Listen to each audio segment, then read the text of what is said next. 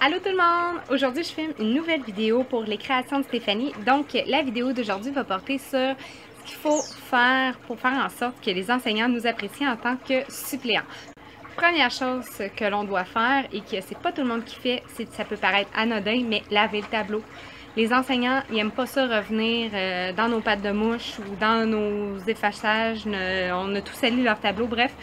Quand bien même que l'enseignant dit « Ah, c'est pas grave, t'es pas obligé de le faire, fais-le, c'est une belle attention, puis ça te prend pas tant de temps que ça. » Deuxième chose qui est vraiment très importante, si on déplace la classe ou qu'on bouge des meubles parce qu'il y a une activité spéciale dans la classe, c'est important de replacer les pupitres comme il faut et tout. Même demander de l'aide aux élèves à la fin de la journée, de bien ranger leur bureau complètement, parce que c'est vraiment affreux quand tu rentres dans une classe, ta classe, puis que tu t'es fait remplacer. Puis finalement, tout traîne, c'est vraiment plate. Donc, ranger la classe avant l'arrivée de l'enseignante. Je sais que j'aurais pas besoin de le dire, mais il y en a qui le font aussi.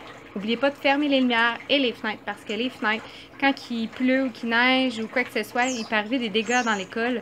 Puis aussi, pour ce qui est des lumières, des fois, il y a les lumières de Noël qui sont allumées dans la classe, donc c'est vraiment important de les fermer. Ça m'est déjà arrivé d'oublier des lumières de Noël.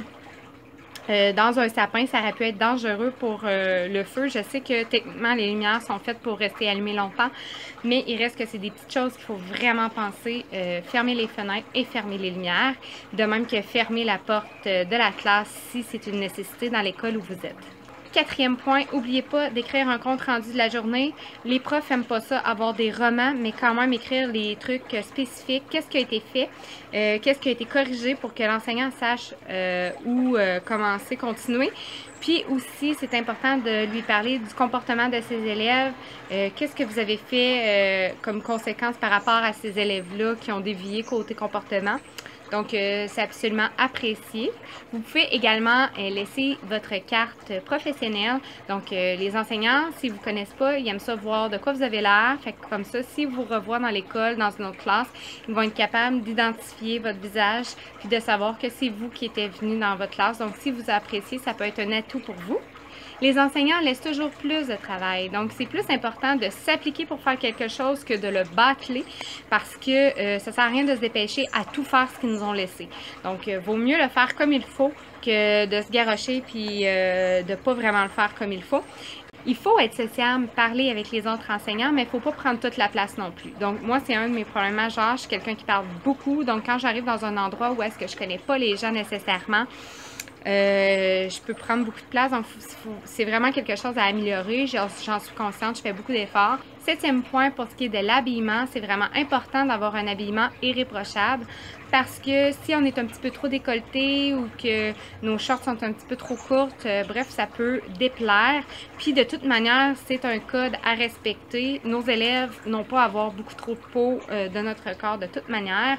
Donc, faites attention à ce que vous portez quand vous allez en suppléance parce que j'ai déjà vu des suppléantes être tellement sexy que les enseignants en parlaient dans le salon du personnel. Donc, c'est un petit point à faire attention.